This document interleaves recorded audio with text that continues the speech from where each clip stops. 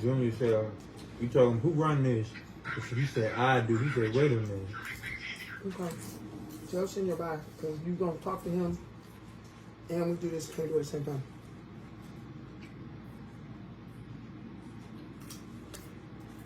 Tell Senior we'll call my dad.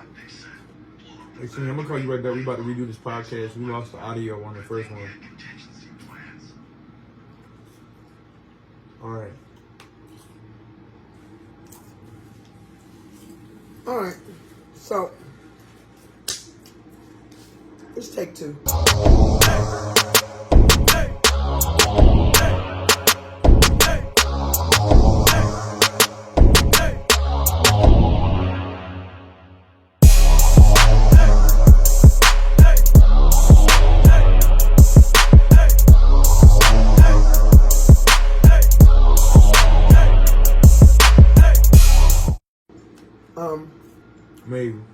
Maybe.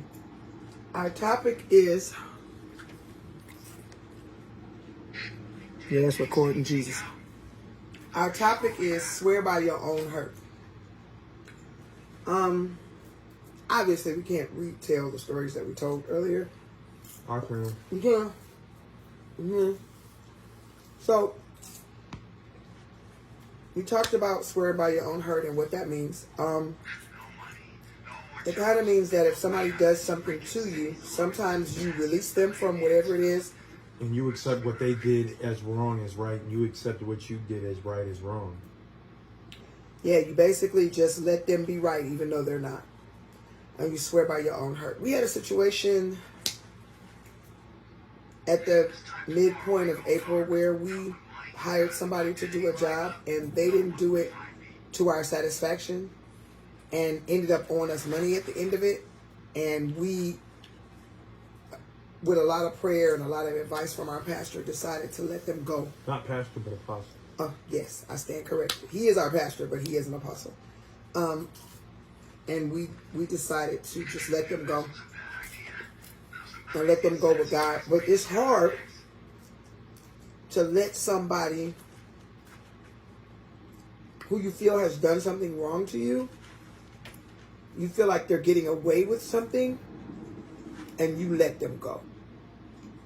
But the Bible states, I believe it's in Psalms, that you have to swear by your own hurt. In other words,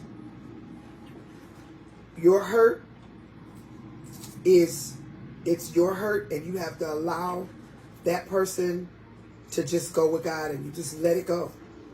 And I think I've had to do that in some circumstances before. I asked my husband before, I said, did you ever have to do that?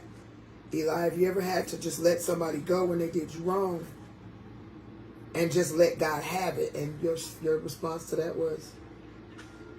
I've had an instance like that, but the reason why I don't want to speak on it is because it would take me down.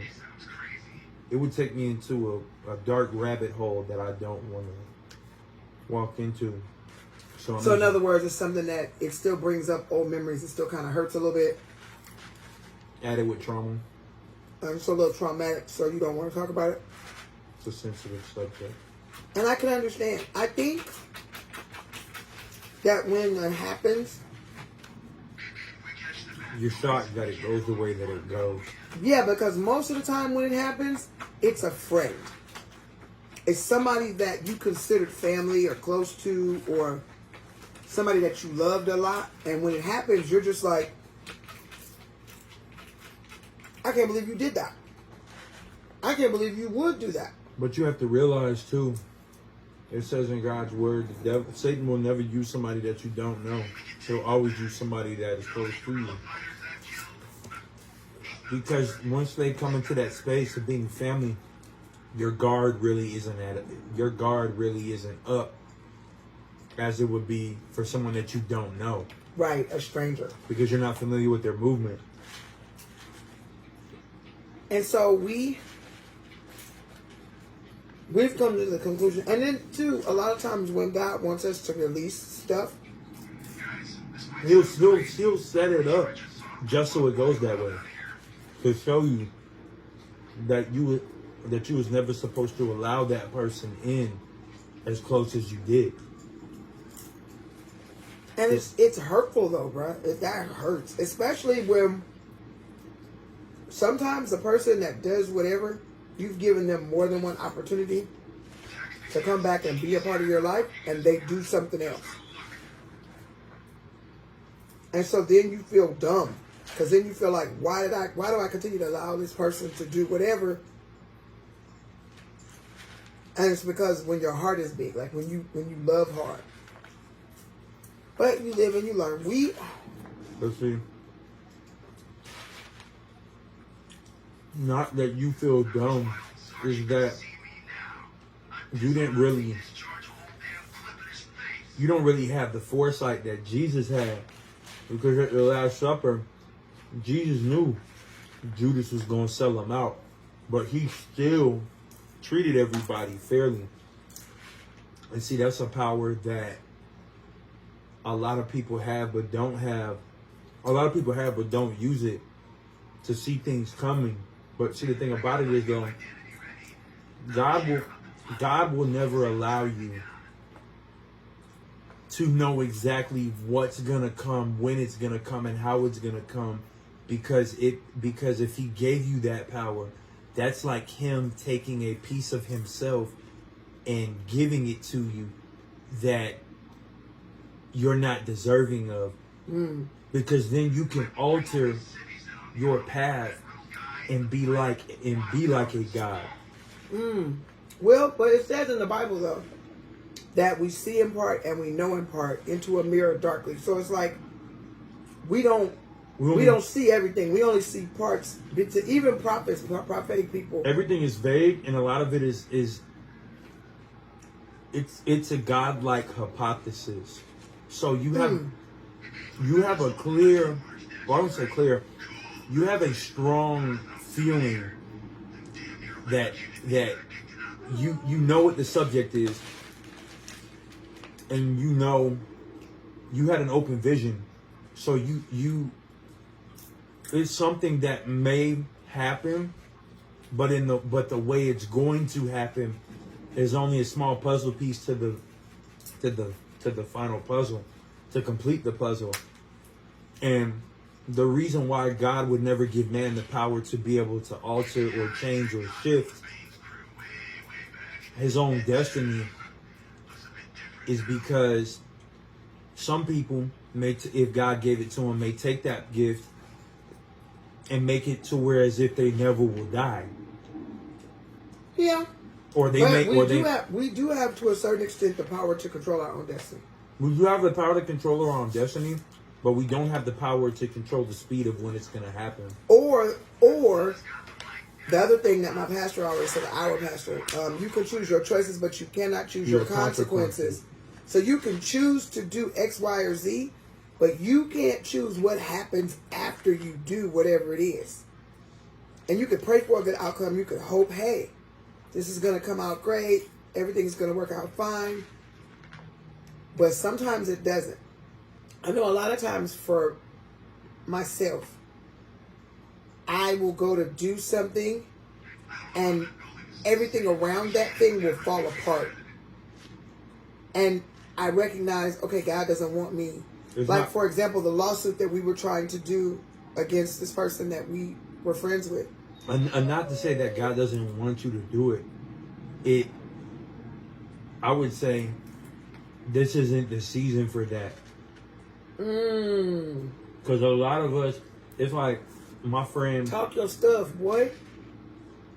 That was deep, but you went in, bro. But a lot of what people fail to realize is when we have an open vision. When we have an open vision. When we have popcorn in our beard. Yeah. When we have an open vision, and get out, Simbas. And get out, Simbas. And we're able to when we have an open vision, and we see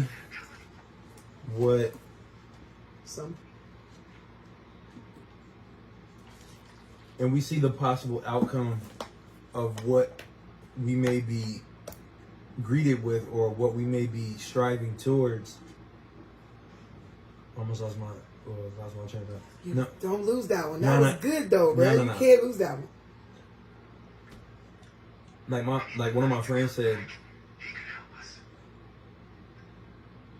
we are all resources in a network of other resources. And when you create a product in that network or in that space, you have to wait for all of the other pieces to latch on to what your product brings to the table. And once you can get one, everybody else is like a domino effect. What is understood doesn't have to be explained. And once one person sees the value of what you're able to bring to the table, whether your product is trash or your product is A1, your product could be trash, but you as a person could have a good spirit, and they'll invest into you because you walk in that. Now, it's not so much that your product is trash. Well, because trash is not a good way to say that. Well, my bad. It's not that your product would be trash, but your product might not be able to. Your product may only be reliable in one market, not as a huge market. It only may cater to one group of people. So, but the beauty of it is, if you're reaching that group of people and you're doing good business, people will see it. Other people will see it, and out of 100 people, there might be one person that has a product that needs your product to make their product more widespread. So both of y'all come together as one, and y'all actually touch different avenues. So you can't do it by yourself. And I want to say Megan Good's husband had said, any dream that God gives you, you can't go to the bank and finance. You sure can't. Because the dreams that God gives you are always bigger than your pocketbook. We have stuff that we are working on. Some of it we can talk about. Some of it we can't. None of it we can talk about. No, there's one thing we can actually. Nope. Okay, I digress. But we can't really talk about the stuff yet. But we are working on things. Every single project that Marcellus and myself, or Eli and myself, have to endeavor to do is way bigger than our finances. We don't have one project, and I mean that. We don't have one project that we could go to the bank and pull out a loan and be able to fund the whole thing, because it's bigger than it's endless hours of people's time. It's different. Right. It's different areas and I'm trying not to give out too much information. It's different areas that we would be touching. It's different subject matters that we would be talking about. And for us to sit down and actually write out an entire business plan, you're looking at well over $100,000 plus. We can talk about the foundation because it's already established and it's already locked in, and nobody else could come in and steal it. We can say that we have a foundation. Yeah, we as far as what we're getting ready to do, that information is going to be forthcoming. But actually, it's not even going to be forthcoming. Just stay tuned on social media, and you'll start seeing videos and trailers and commercials for what it is that the foundation is going to be doing. Because there's a lot of things that are going to be touched. Crazy. That people are going to be like, wait a minute. Where did this come from? So this has been in the cut the whole time. Where y'all? Yeah. What is this? It's been in the cut the whole time. And I'm going to tell you the crazy part about it. There's an artist by the name of NF. He considers himself a Christian rapper. I don't consider him simply a Christian rapper. I consider him a rapper who is Christian because every song he has doesn't talk about God. But I digress. One of the lines from one of his songs says, "The person that you think just made it has been in the trenches for years." And I know before we got married, like we both had projects that we were working on separately. Like the foundation and all the stuff that I was doing before I met him, I was still doing. He had things that he was trying to get off the ground before he met me that he was doing. we came together and were able to put some of those things together, and they have taken off. Like we've got so many things in the works that we literally had to sit down and put together a timeline and an agenda on which thing to do and accomplish first, so that we could succinctly go through these things one thing at a time and not get overwhelmed. Because when we started to write them all down, we realized that our visions matched. And once we realized that, okay, our visions match, these two things can go together, then we start trying to work towards it. And it's just amazing how God has opened so many doors since we've been together. And I noticed that when God doesn't want us to do something, He will shut a bunch of stuff down around us until we say, hey, maybe we shouldn't do this thing, because the more we pursue it, the more doors get closed. And when we let that go, automatically doors just start opening, things just start changing. It's amazing how much things will change when we just obey God. And that was one of the things that when we talked to my pastor yesterday, and he talked about letting this thing go and wishing this person well and moving on. I told him, I said, Eli is really biting his bottom lip. He's really upset. And he said, well, the one thing he has to do with God is just obey. Just obey God. And when you obey God, everything else will fall into place. And I was just like, man, okay. So, and I kind of knew we were going to have to let it go, because I felt it in my spirit. Because the more I pursued it, the more money it was costing us.